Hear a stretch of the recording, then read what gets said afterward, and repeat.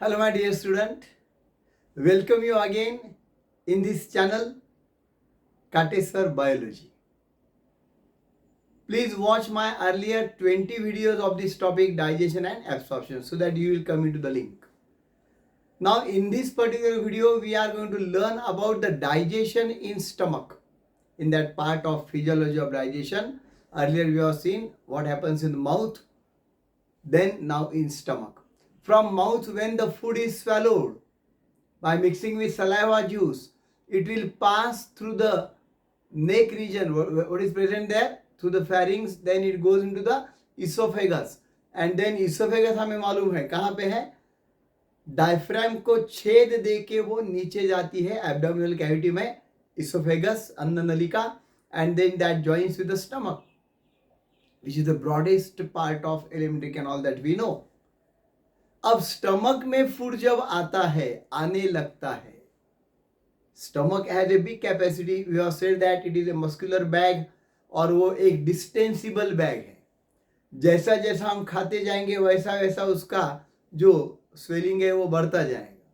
It has got the capacity to store, and basically the food will remain in stomach for near about 4 to 5 hours. Okay वो temporary reservoir है food के लिए stomach. Okay अब food आगे नहीं जाना चाहिए, it should stay there in the stomach for some actions, and for that purpose there is present one muscular sphincter we know, and you should remember the name of that. उसका नाम याद रखो, हमने बताया था आपको अर्लियर वीडियोस में. क्या नाम है उसका? Its name is pyloric sphincter. Okay pyloric sphincter जो है वो स्टमक का ओपनिंग ले जाता है डिओडिनम में, and that pyloric sphincter should remain close. नहीं तो स्टमक से फूड आगे चला जाएगा ना डिओडिनम में. So to keep the food stored in the stomach, the first thing that happens immediately as soon as the food starts to enter in the stomach, and that is the closure of pyloric sphincter. और जब हमारा खाना हो जाएगा, यानी the process will be stop, और हमारे body को समझ में आ जाएगा कि अभी ये बंदा खाना खा के उड़ गया, अभी नहीं खाने वाला कुछ. लेकिन कुछ लोग बाद में भी कुछ खाते रहते हैं, isn't it?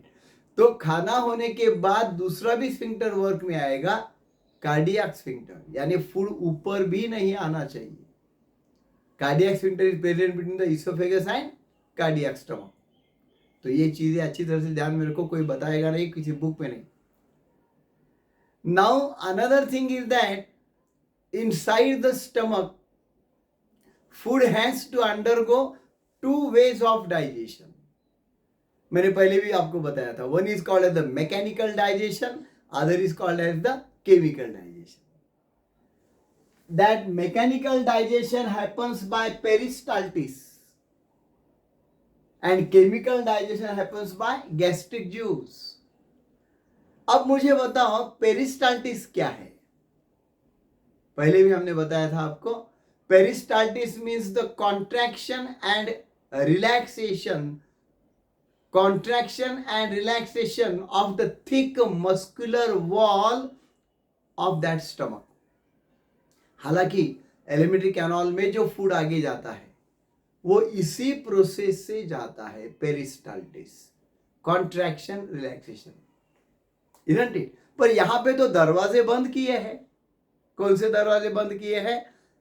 That entry of stomach into the duodenum और entry of the that particular oesophagus into the stomach, वो दोनों दरवाजे बंद किए हैं. और कल्पना करो कि ये स्टमक का विगरस पेरिस्टाल्टिस चालू है. सबसे ज्यादा पेरिस्टाल्टिस कहां पे होने वाला है दोस्तों? That will be in stomach. Why? Because the muscularis mucosa layer of stomach is strongest, thickest. उसमें 3 टाइप के मसल्स हैं, ये तीसरा टाइप यहां पे ज्यादा है. Which type of the muscles are more there in stomach wall? MCQ आ सकता है. That is oblique muscles. बाकी के पार्ट्स में लॉन्जिट्यूडिनल मसल्स, सर्कुलर मसल्स है, पर यहां पे जो है वो क्या है, they are additional oblique muscles. क्यों? Maximum peristalsis should be there. ये ध्यान में रखो. और ये पेरिस्टाल्टिस क्यों जरूरी है? That is for churning of the food, to convert the big particles of food material into the small particles so that chemical digestion will occur easily. हमें मालूम है, केमिस्ट्री में हम पढ़ते हैं, the rate of chemical reaction will be maximum when the size of particles is smallest. जितने छोटे particles रहेंगे उतना रिएक्शन का रेट ज्यादा होगा. सही है ना? तो यहां पे आप तो कहेंगे ऐसा कैसा कह रहे सर, हम जब खाना खाते हैं तो हमारे टीथ क्या करते हैं फिर? They convert the big particles into the small.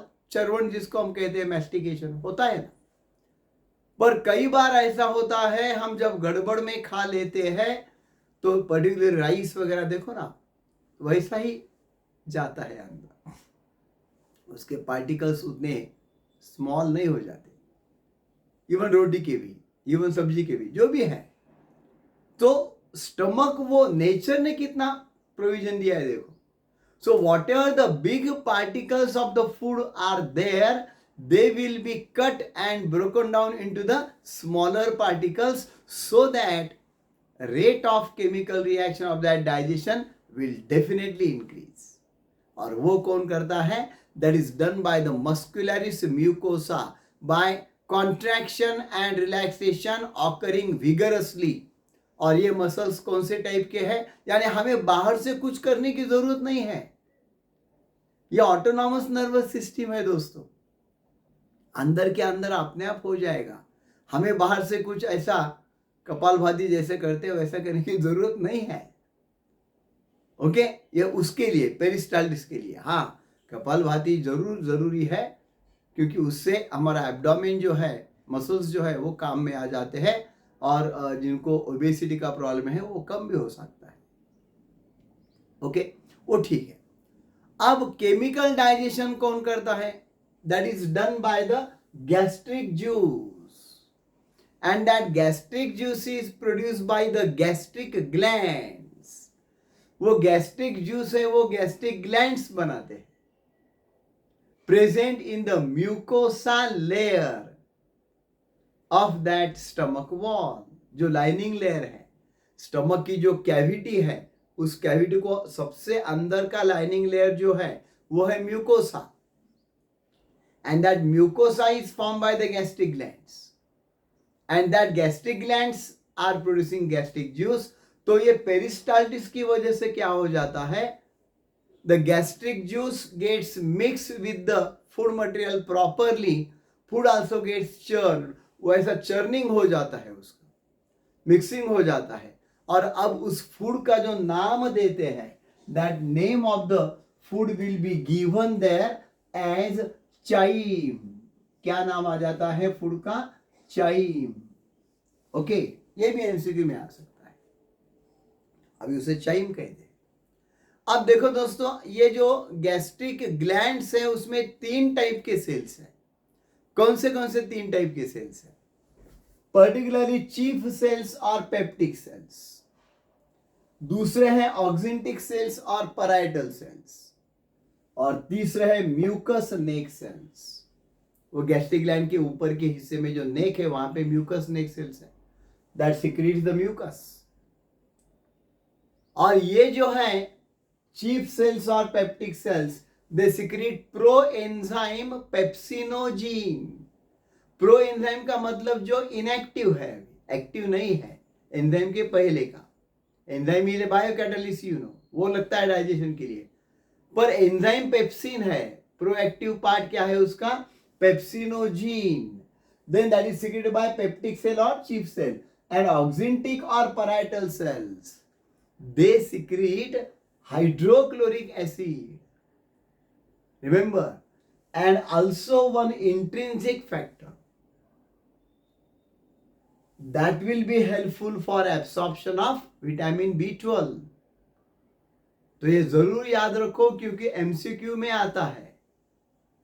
Intrinsic factor in the stomach is secreted by, correct answer क्या आना चाहिए हमारा? That is secreted by parietal cells और secreted by oxyntic cells. Hydrochloric acid in the stomach is secreted by, correct answer क्या आना चाहिए? Oxyntic cells और parietal cells. Pepsinogen is secreted by, correct answer peptic cells नहीं देंगे, वो क्या देंगे? Chief cells. हाँ, दूसरा एमसीक्यू आ सकता है, peptic sales are also termed as, तो करेक्ट आंसर क्या है उसका? Chief cells. So remember my friend, if you learn this part in deep, यहां पे दो टाइप का हमारा प्रिपरेशन आराम से बन जाता है। यानी सब्जेक्टिव पेपर अगर आता है, डिस्क्राइब द गैस्ट्रिक ग्लैंड्स, बिल्कुल हम लिख सकते हैं, 2 मार्क के लिए आया तो।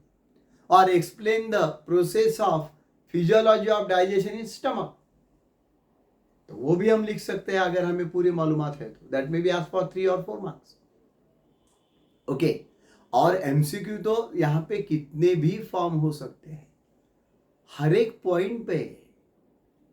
इन stomach the food is stored for approximately, correct answer 4 to 5 hours। Simple है। The food which is partly digested in stomach is now termed as, correct answer chyme. यानी कहीं पे भी एमसीक्यू है, बस हमारा ओरिएंटेशन वहां पे जाना चाहिए। So if you are interested in NEET examination, do remember this thing.